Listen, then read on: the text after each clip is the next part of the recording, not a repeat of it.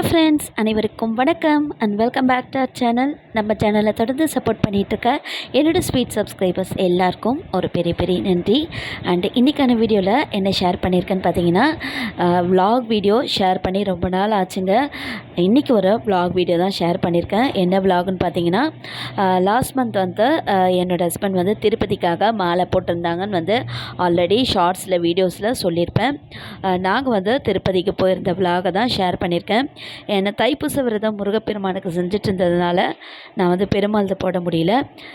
குலதெய்வத்துக்காக நாங்கள் வருஷத்தில் ஒரு தரம் வந்து கோவிலுக்கு போயிட்டு வந்துடுவோம். மாலை போடுறது வழக்கம். அதையுமே வந்து செஞ்சுருந்தாங்க. இப்போ அந்த விலாகை தான் நான் ஷேர் பண்ணியிருக்கேன். இப்போ வாங்க இப்போ வீடியோக்குள்ளே போகலாம்.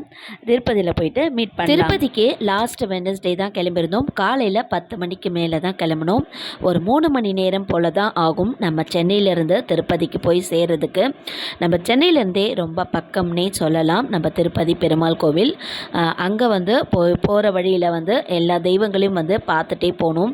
அதற்கடுத்தது இப்போ நம்ம வந்து திருப்பதி ரீச் ஆகிட்டோம். இதுதான் கீழ் திருப்பதியோட என்ட்ரன்ஸு. இந்த இடத்துல தான் வந்து ரீச் ஆகிட்டு இதுக்கு மேலே தான் நம்ம மேல் திருப்பதி போகணும். இந்த இடத்துல எல்லா ஒரு காரு, பஸ்ஸு, பைக் எல்லாரையும் வந்து செக்யூரிட்டிஸ் கார்ட்ஸ் வந்து செக் பண்ணிட்டு தான் உள்ளாரையே அனுப்புவாங்க. அந்த இடத்துல ஃபுல்லாக பேக்ஸ் எல்லாமே வந்து செக் பண்ணிட்டு தான் அதுக்கு மேலேயே நம்ம உள்ளார போக முடியும். கண்டிப்பாக வந்து சென்னையில் இருக்கிறவங்களா இருந்தீங்கன்னா கண்டிப்பாக நீங்கள்லாம் வந்து திருப்பதிக்கு போயிருப்பீங்கன்னு நினைக்கிறேன். இதோட அனுபவம் உங்களுக்கும் இருந்திருக்கும். இப்போ வந்து மேல் திருப்பதிக்காக கிளம்பியாச்சு. இப்போ மேல் திருப்பதி போகிறதுக்கு ஒரு 1/2 ஹவருக்கு தான் மேலே ஆச்சு. எப்போவுமே என்னோடய ஹஸ்பண்ட் பார்த்திங்கன்னா யாத்திரை மாலை போட்டுட்டு நடந்து போகிறது தான் வழக்கம். 30 ஆண்டு காலமாக நடந்து போயிட்டு இருந்து 30 ஆண்டு காலம் முடிஞ்சு போயிடுச்சு.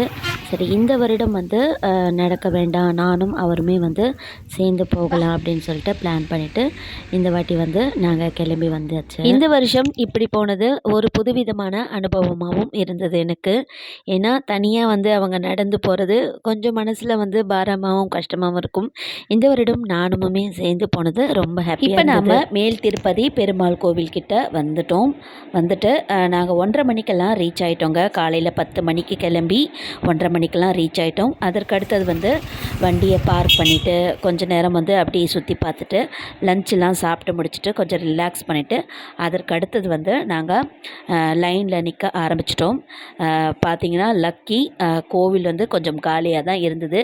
ரொம்ப ரஷ்ன்னு சொல்ல முடியாது. நீங்கள் யாராச்சும் திருப்பதி போகணும் அப்படின்னு நினச்சிங்கன்னா இந்த மாதத்தில் போகிறது கொஞ்சம் பரவாயில்ல அப்படின்னு சொல்லலாம். ஏன்னா இந்த மாதத்தில் வந்து குழந்தைங்களுக்கெல்லாம் வந்து எக்ஸாம் நடந்துகிட்ருக்கோம் இல்லையா, அதனால் நிறைய பேர் வந்து கோவிலுக்கு வர மாட்டேன்றாங்க. கொஞ்சம் காலியாக தான் இருக்குது. இந்த டைமில் போனால் நாம் வந்து ஒரே நாளில் தரிசனம் பார்த்துட்டு கூட வந்துடலாம். நீங்கள் போகணும் அப்படின்னு நினச்சிங்கன்னா, பஸ்ஸில் போகணும் அப்படின்னு நினச்சிங்கன்னா காலையில் வந்து ஒரு 5 மணி போல் நீங்கள் கிளம்பிடுங்க. சென்னையில் இருக்கிறவங்களா இருந்தீங்கன்னா காலையில் ஒரு 5 மணி போல் கிளம்பிட்டிங்கன்னா மதியம் வந்து ஒரு 12-1 மணிக்கெல்லாம் வந்து ரீச் ஆகிடலாம். ரீச் ஆகிட்டு உடனே வந்து நீங்கள் கோவிலில் லைனில் நின்னீங்கன்னா அங்கே வந்து கண்டிப்பாக குடோனில் வந்து ஒரு 5 மணி நேரமாச்சு நம்மளை லாக் பண்ணி வச்சுட்டு தான் அதுக்கப்புறம் வந்து ரிலீஸ் பண்ணுறாங்க.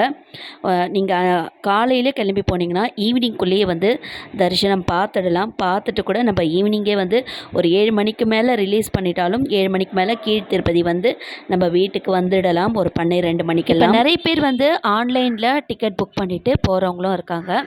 நீங்கள் வந்து திடீர்னு போகணும் அப்படின்னு நீங்கள் நினச்சிங்கன்னா இந்த மாதத்தில் போகிறது ரொம்பவே பெஸ்ட்டுன்னு சொல்லலாம். ஏன்னா கொஞ்சம் பரவாயில்ல, காலியாக தாங்க இருக்குது. எங்களுக்கும் வந்து நாங்கள் வந்து ஒரு 4 மணிக்கு மேலே குடோனில் போயிட்டு உட்காந்தோம்.